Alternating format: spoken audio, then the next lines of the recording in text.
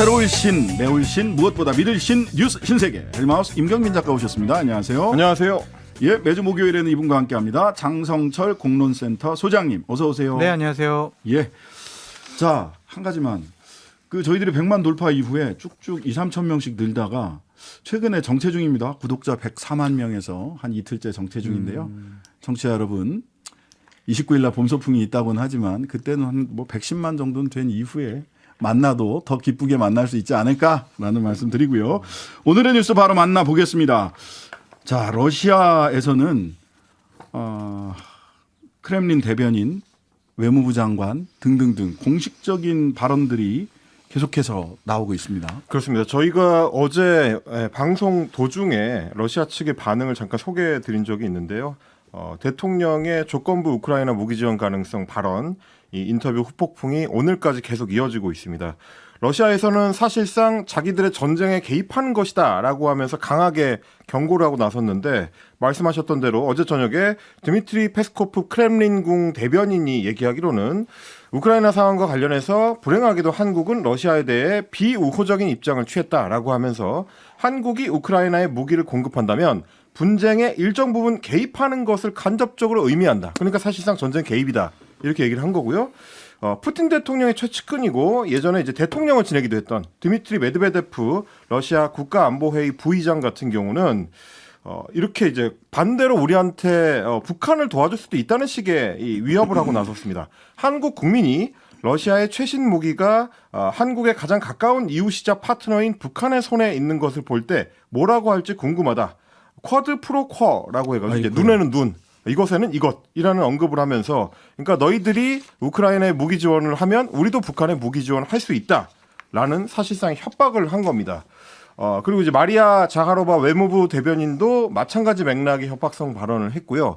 오늘 우리 정부는 이 뒷수습을 위해 좀 애를 쓰는 모습이었습니다. 대통령실 관계자가 오늘 대통령실 브리핑에서 윤 대통령의 발언이 기본적으로는 가정에 기반하고 있다라는 점을 강조를 했는데요. 인도적 기준에서 봐서 국제사회가 모두 심각하다고 여길 만한 중대한 민간인 살상, 인도적인 문제가 발생하면 그런 가정적인 상황에서 우리가 그걸 어떻게 가만히 지켜볼 수 있겠는가라는 표현이다라고 이제 얘기를 했고요. 러시아 당국이 일어나지 않은 일에 대해서 코멘트하고 있는데 우리가 앞으로 어떻게 할지에 대해서는 향후 러시아의 행동에 따라 달려 있다라고 생각할 수 있다, 이런 식으로 얘기를 했습니다. 그러니까 니들 하는 거 봐서라는 뜻으로도 이제 받아들일 수 있는 거라서 이 논란이 좀 쉽게는 가라앉지 않을 것 같습니다. 니들 하는 거 봐서 10원에 한 대씩 이런 겁니까? 아니 근데 이제 외교 문제나 군사적인 문제나 이 안보적인 문제와 관련해서는 저는 조금 정권과 정부를 비판하는 것은 좀 조심스러워해야 된다라고 좀 말씀을 드리고 싶어요. 네. 그럼 조심스럽게 비판해 주시죠. 네, 조심스럽게 해보면 네. 어쨌든 대통령께서 러시아가 여러 가지로 오해할 만한, 또한 러시아가 이거 뭐지? 라고 생각할 만한 발언을 한 것은 맞는 것 같아요. 여러 가지 전제 조건을 달았지만. 그렇다고 하더라도 우리 대통령이 얘기를 했는데 러시아의 외교부 대변인이라든지 아니면은 전직 대통령이라든지 현재 부의장이죠. 그런 사람들이 대통령과 대한민국을 비판을 한다라는 것은 좀 우리가 다른 차원에서 좀 생각해야 되지 않느냐라는 좀 생각이 들어요. 어쨌든 우리가 미국하고 일본만 하고 우호 관계를 지녀서는 살 수가 없잖아요. 그렇죠. 당연히 우리 전임 정권들도 다 러시아, 중국과 잘 지내려고 노력을 했고 그들과의 우호 관계를 지키려고 했었습니다. 하지만 윤석열 정권을 보면 지난 1년 동안 윤석열의 외교에는 러시아와 중국이 없는 것 같아요. 그냥 일본, 미국, 서방 국가 여기만 있거든요. 과연 이것이 옳으냐, 이런 외교 노선에 대해서 옳으냐라는 우리가 여러 가지 얘기는 해봐야 된다라는 좀 생각도 들고, 하지만 조금 좀 걱정스럽고 우려스러운 것은 대통령께서 이 국제 외교 관계도 좀 이분법적으로 생각하는 것이 아니냐라는 좀 생각이 듭니다. 우리가 흔히 얘기하듯이 전략적인 모호성이 외교에는 중요해요. 여지를 남겨둬야 돼요. 빌미를 잡히면 안 돼요. 이런 얘기를 많이 하잖아요. 네네. 그런데 너무 한쪽 편에 쓰는 듯한 그러한 모습을 취하는 것은 이 우리 대한민국의 안전을 위해서는 그렇게 썩 긍정적이지 않은 것 같다라는 생각이 듭니다. 네. 근데 야당에서 걱정하는 거는 이런 방향인 것 같습니다. 우리가 전략적인 모호성을 유지할 필요가 있을 때 너무 좀 선명하게 입장을 가져가는 게 오히려 이제 국익의 침해가 될 수 있다는 걱정인 것 같습니다. 왜냐하면 이제 이재명 민주당 대표 같은 경우도 대한민국 국익에 심대한 위해를 가하는 이번 결정 대통령의 재고를 강력하게 요청드린다라고 했고요. 김민석 민주당 정책위 의장 같은 경우도 러시아 같은 인접 국가와 적대 관계를 자초하는 무모하고 무지한 대통령이 처음이다라고 하면서 실언이 아니라 실격이고 전면 실격이고 완전한 무자격이다 이렇게 또 강력하게 비판을 했는데 이런 얘기가 나오는 맥락은 이건 것 같습니다. 어제 오늘에 걸쳐서 이제 대통령실에서는 대통령의 발언이 이제 가정법에 기반한 거다라고 강조를 하고 있는데 반면에 미국에서 굉장히 급하게 환영 입장을 바로 발표를 했습니다. 존 서플 미국 국방부 대변인이 뭐라고 했느냐면 북대서양 조약기구 그러니까 나토와 우크라이나 국방 연락 그룹 지금 이제 우크라이나를 지원하고 있는 서방 국가들을 이제 묶은 건데 이 나토와 우크라이나 국방 연락 그룹에 대한 한국의 기여를 환영한다라고 얘기를 했습니다. 그러니까 지금 사실상 윤 대통령의 발언에 대해서 무기 지원 쪽으로 기운 걸로 받아들이고 있는 것 아닌가 이제 이런 좀 걱정스러운 대목으로 읽히는 건데요. 우리 국방부에서는 일단 선을 긋긴 했습니다. 대통령이 무기 지원, 군사 지원과 관련해서 사전 검토 지시가 없었다라고 하면서 일단 우리는 기존 입장과 변화가 없다라고 강조를 했고요. 반면에 대통령실 관계자 같은 경우는 오늘 브리핑할 때 이런 얘기를 했습니다. 우리나라 국내법에 바깥쪽에 있는 교정국에 대해서 무기 지원을 금지하는 법률 조항은 없다. 그리고 외교부 훈령을 봐도 어려움에 빠진 제3국에 군사 지원을 못한다는 조항도 없다. 할 수 있다라는 얘기로도 읽히는 대목입니다. 할 수 있다는 얘기죠. 없다 할 수 있다는 건데 저는 그 내용을 다 떠나서 저는 대통령실 참모들이 네. 참 나쁘다 이런 생각을 하게 됐어요. 어떤 측면에서? 어떤 측면이냐면 자 미국, 러시아 전부 다 자기 이름을 달고 얘기를 해요. 네. 푸틴은 작년 10월 달에 원론적인 이야기 해놓고 지금은 전면에 나서지 않습니다. 근데 누가 봐도 푸틴의 오른팔, 왼팔, 대통령하고 총리를 서로 번갈아 가면서 했던 메드베데프 이런 사람들이 나와서 얘기하잖아요. 즉 대통령은 이렇게 운신의 폭을 뒀다가 푸틴 같은 경우는 나중에 딱 문제 말하자면 꼭지를 따는 이런 역할을 하는 거거든요. 근데 지금은 대통령을 로이터라고 하는 기자 앞에 먹이 던지듯 던져놓고 평소 그 참모들이 생각을 했던 외교관계, 북중러, 한미일 이거를 대통령 입으로 다 이야기하게 해놓고 본인들은 전부 다 익명입니다 지금. 맞아요. 자기 이름 걸고 이야기하는 사람이 단 한 사람도 없어요. 이러면 어떡합니까? 대통령의 운신의 폭이 그렇죠. 극도로 줄어드는 겁니다. 그러니까 참 나쁜 참모들 아닙니까? 이렇게 하는 거는. 그러니까 대통령은 최종 결정권자가 되어야 하는 고독한 자리인데 그렇죠. 너무나 지금 선명하게 얘기한 부분이 있기 때문에 상당히 앞으로 러시아와 중국 간의 외교 관계에 있어서는 힘들 것 같다는 생각이 들어요. 그러니까 이전처럼 뭐 69시간 얘기 때나 이럴 때처럼 대통령이 한 말을 참모들이 부인하거나 이렇게 하지 않으면 운신의 폭 자체가 생기지가 않는 거죠. 더군다나 오늘 보니까 김현욱 국립외교원 미주연구부장이 아침에 SBS 김태현 그 방송에 나가서 이런 얘기를 해요. 그 세 가지 전제 조건 그거를 대통령실에서는 가정법에 근거해서 러시아 그렇게 얘기하지 말고 또 이제 문해력 테스트를 하시더라고요. 정확하게 읽어봐라. 크렘린궁도 비껴나갈 수가 없습니다. 잘 들어봐라. 정확하게 읽어봐라. 근데 이 세 가지 전제 조건 실제 이런 것들이 상당 부분 전쟁에서 이미 발생했다. 이렇게 얘기를 해버려요. 이러면 대통령이 어떻게 운신을 합니까? 그러니까 이제 일각에서는 지금 김태호 제1차장이 저번에 미국에 방문했을 때 이미 무기 지원과 관련해서는 어느 정도 미국의 실무자들과 합의를 본 것이 아니냐. 그러한 이제 추측성 분석이 많이 나오고 있는 것이죠. 자칫 잘못하면은 이러한 공식적인 무기 지원 같은 것들이 정상회담 끝나고 나서 공동선언문에 담기는 것이 아니냐. 그런 이제 우려 섞인 목소리도 많이 나오고 있습니다. 바로 그 대목인데요. 이게 만약에 우리 정부가 아직 정부 방침을 공식적으로 바꾸지 않았다면 대통령이 굳이 이 발언을 할 필요가 없는 특히 이제 외신과의 인터뷰에서 공식적으로 러시아를 자극할 수도 있는 굉장히 중대한 어떤 발언의 전환을 준 거라서 그 부분은 자칫하면 이제 실언으로 읽힐 수도 있는 거고요. 반대로 미국이랑 말씀하신 것처럼 혹시 사전 조율이 돼서 한미 정상회담을 앞두고 밑자락을 깔고 있는 거라면 이거는 이제 지금 야당에서 주장하는 것처럼 국민적인 합의가 필요한 중대한 사안에 대해서 대통령이 혹은 대통령실이 독단적으로 주요 결정을 내리고 있다. 또 이런 비판에 또 직면할 수 있는 부분입니다. 그리고 하나만 말씀드리면 예, 맞아, 저는 친미주의자거든요. 저는 네네. 미국이 너무 좋아요. 미국 없으면 대한민국 생존 못할 것 같아요. 네. 그렇더라도 미국을 향한 일방적인 외교는 옳지 않은 것 같아요. 왜냐하면 드골이 프랑스가 이제 핵무기를 개발할 때 뭐라고 했었냐면 뉴욕이 핵무기의 위협에 직면했을 때 과연 우리 프랑스 파리를 보호해 줄 것이냐, 우리를 위해 싸워줄 것이냐 그런 얘기를 하면서 독자적인 핵무기를 개발했거든요. 그러니까 미국이 어쨌든 북한의 ICBM으로 핵무기 위협이 가해지려고 할 때 네. 과연 대한민국을 정말 지금처럼 확실한 안보 공약을 통해서 지켜줄 것이냐. 국제관계는 그거 뭐 믿을 수 없잖아요. 반도체도 안 지켜주고 자동차도 네. 안 지켜주는데. 그래서 이렇게 좀 지난 정권과 역대 정권과는 다르게 일방주의적인 외교의 모습을 보이는 것은 많이 좀 우려스럽다. 그리고 저는 그 대통령실이나 대통령께서 그 이 수치들을 좀 보고 있는지도 궁금합니다. 수치? 예, 숫자. 올해 네. 무역협회에서요. 네. 한국무역협회에서 러우 전쟁 1주년 주요국 영향 분석이라는 자료를 2월 달에 냈어요. 브리핑 자료를. 근데 여기에 보면 우리나라가 미국하고 뭐 독일 다음으로 제일 많이 교역이 줄어들었어요. 전 세계적으로. 제일 많이 줄었고 이거를 누가 다 대체해 가냐면은 중국, 튀르키예, 중국, 튀르키예 이런 데가 다 대체해 가요. 인도. 심지어 대체하는 국가들 중에 이탈리아나 프랑스 같은 미국의 우호 국가가 상위권에 있습니다. 그 말씀을 드리려고 하는 건데요. 이탈리아, 그리스, 프랑스, 독일, 튀르키예 다 나토 국가잖아요. 나토가 지금 러시아랑 엄청나게 지금 전쟁 불사 이렇게 하고 있죠. 근데 여기는 수출입이 112%, 114% 이렇게 늘어요. 러시아랑.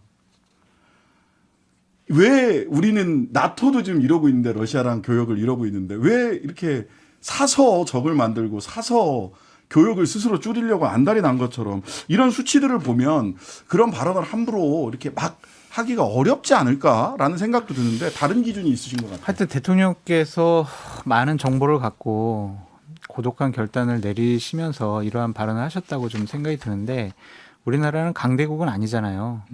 강대국이라고 하시던데. 강대국이야? 좀 강대국의 개념이 있잖아요. 그러니까 우린 강대국이 아니기 때문에 여러 상황을 주도하거나 변경시킬 수가 없어요.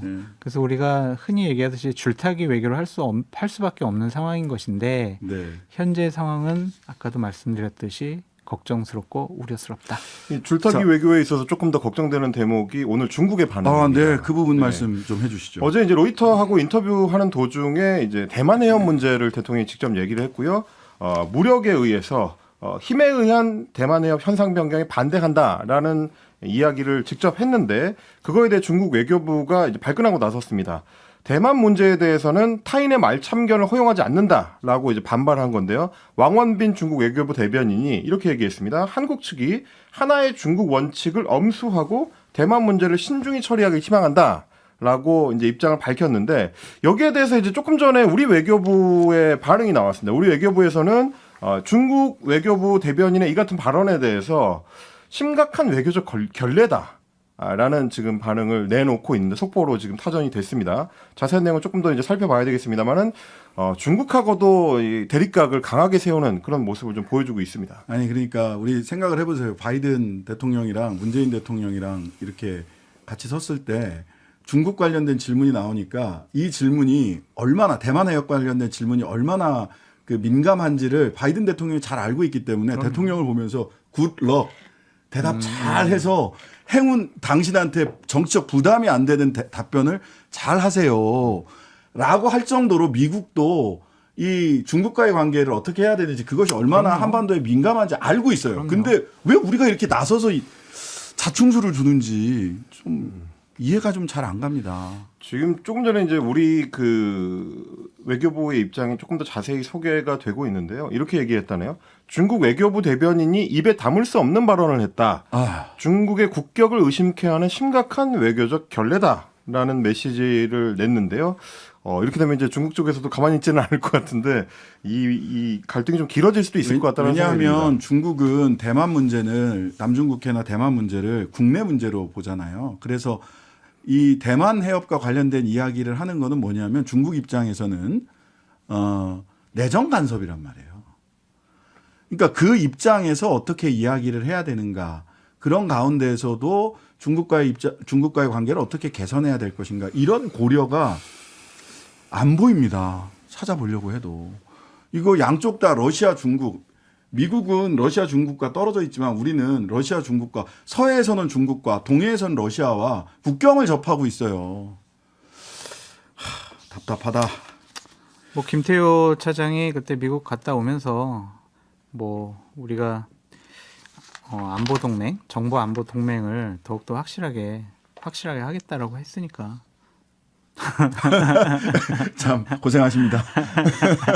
우리 장 소장님 고생하십니다. 자, 그 태영호 최고위원, 김재원 최고위원 두 분 다 오늘은 최고위원회, 월요일 목요일 최고위원회가 있죠. 네. 국민의힘 두 분 다 불참하셨어요? 네. 그렇습니다. 뭐 김재원 최고위원에 이어서 이제 두 번째 최고위원회 회의 불참이 되겠습니다. 태영호 최고위원이 오늘 최고위 참석을 하지 않았고요. 국민의힘 쪽에서 밝힌 바로는 자발적으로 자의에 의해서 참석하지 않았다라고 일단 설명을 했습니다.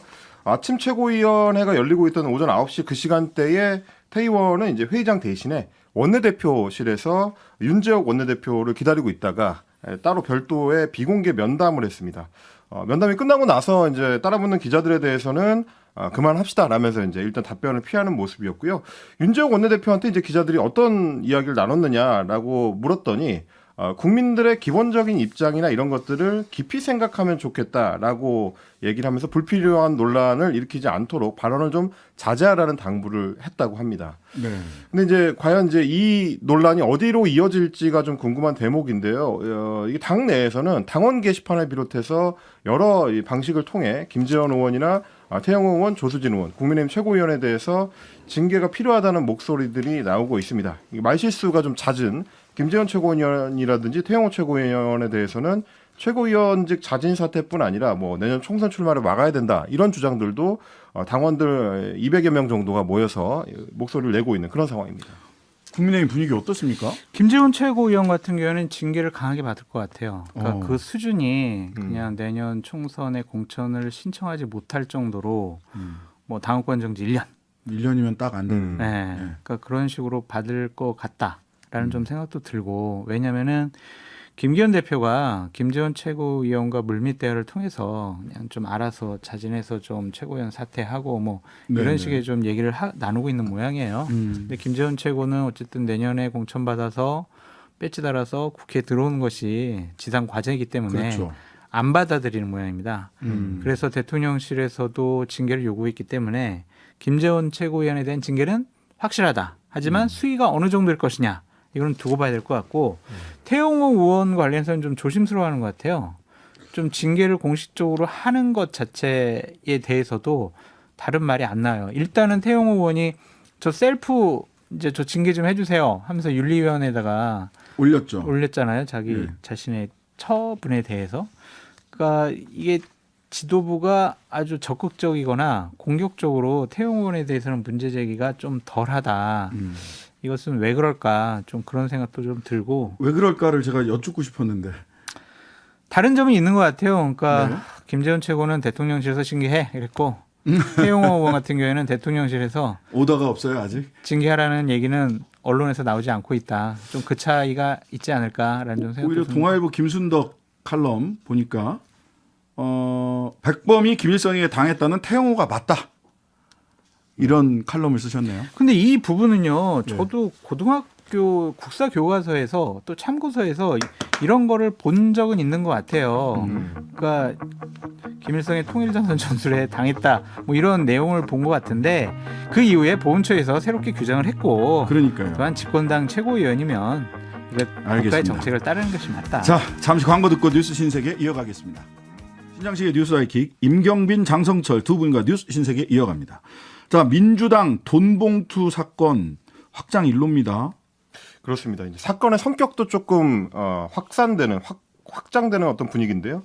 2021년 전당대회 당시에 송영길 전 대표 측의 인사들한테 돈 봉투를 댔던, 그러니까 돈을 댔던 스폰서가 있었고 이 스폰서의 자녀가 나중에 이재명 대선 후보 캠프에 들어갔다라는 내용이 어제 JTBC에서 단독 보도했습니다. 네. 이정근 전 민주당 사무부총장 지금 이제 중심에 있는 인물이고 강내구 감사 이 두 사람 사이의 녹취 파일 내용을 들어보면 전당대회 한 20여일 앞두고 나서 사업가 김모 씨가 언급이 됩니다. 돈이 필요하면 누구한테 요구를 하면 되냐?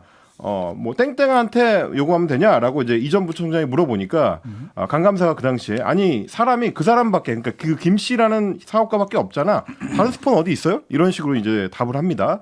그러면서 이제 그 사람한테 현찰을 마련해 달라고 요구하는 어떤 노하우 전수를 하는 대목도 있었는데 상대가 한 100만 원 정도 주는 거를 생각하고 있을 때 밥값으로 그냥 1,000만 원 달라고 시원하게 요구를 해라. 그러면 500만 원 정도 받을 수 있을 것이다. 이런 식의 노하우 전수도 이루어지고요. 네. 그리고 이제 김 씨가 그렇게 전당대회 과정에서 돈을 댄 이유가 뭐냐라고 봤더니 나중에 자녀의 어떤 청탁을 한 거 아니냐 이런 의혹이 제기가 됐습니다. 송 전 대표가 이제 전당대회에서 승리하고 난 이후에 이 김 씨의 자녀가 나중에 대선 과정에서 이재명 캠프로 출근하게 되는 건데요. 역시 마찬가지로 돈봉투 사건에 연루돼 있는 걸로 나온 윤관석 의원이 이정근 전 부총장한테 김 씨, 사업가 김 씨의 자녀 이력서를 요구하는 내용이 그 녹취에 들어 있습니다. 그래서 이제 텔레그램을 통해서 김 씨의 자녀 이력서를 달라고 하고 이 전 부총장이 그걸 구해서 보내주고요. 그리고 보름쯤 지나가지고 윤관석 의원이 다시 이 전 부총장한테 전화를 걸어가지고 오늘부터 출근했다. 이렇게 또 알리는 대목도 나옵니다.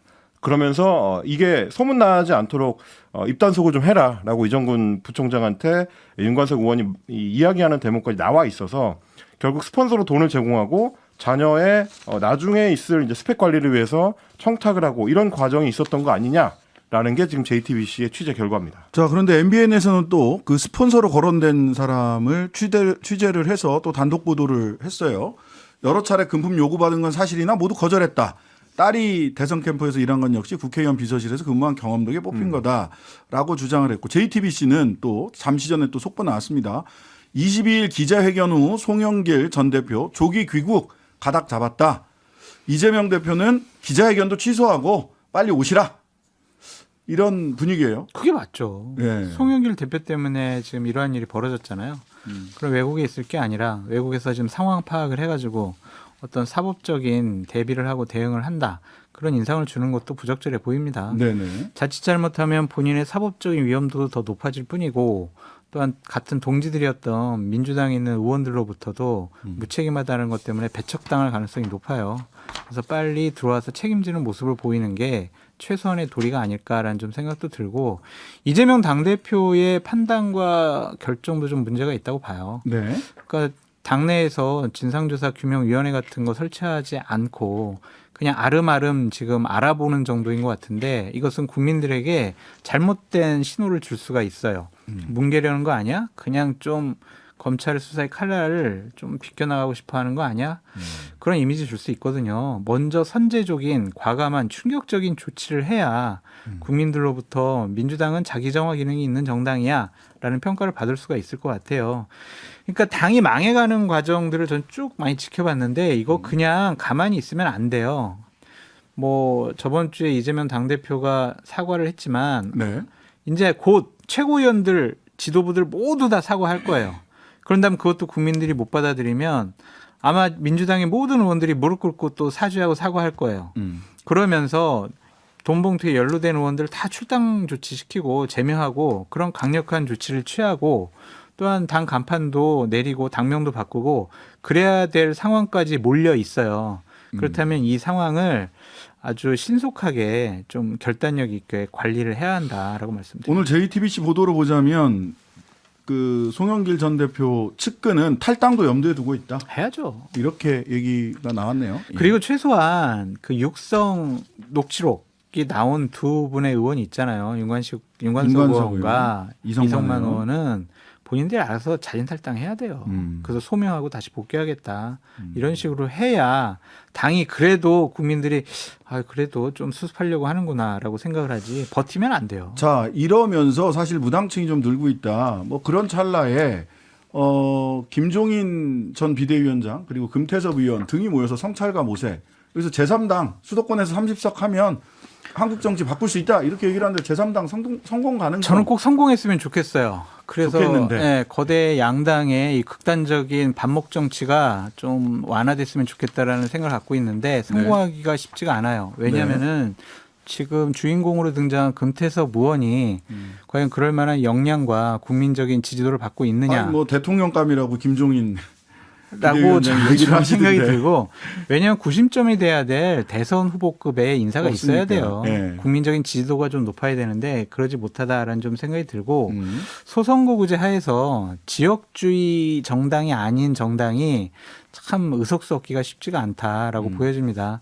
또한 김종인 위원장 같은 경우도 이미 체계화된 거대 양당에 들어가서 약간의 리모델링하고 이미지 바꾸는 그런 그 건 선수지 새롭게 건물을 올리는 신축 전문가는 아니거든요. 본인이 대선 후보 출마하려고 했다가 한 달도 안 돼서 접은 적도 그렇죠. 있어요. 지난 대선에. 그러니까 당장. 지금은 새로운 건물을 올리는 신축의 시기인데 과연 제3정당이라는 것을 새롭게 김종인 위원장과 금태섭 의원 전 의원이 감당하면서 해낼 수 있을까 하는 생각도 들고 네. 제3정당이 3-1, 3-2 이 정당도 나올 것 같아요. 준비 자, 모임도. 여러 정당들이 지금 준비되고 있다라는 여의도발 소식까지 들어봤습니다. 자, 뉴스 신세계 오늘은 여기까지 하겠습니다. 감사합니다, 두 분. 감사합니다. 하루 종일 기다려지는 진짜 시사. 평일 저녁 6시 5분 신장식의 뉴스 하이킥.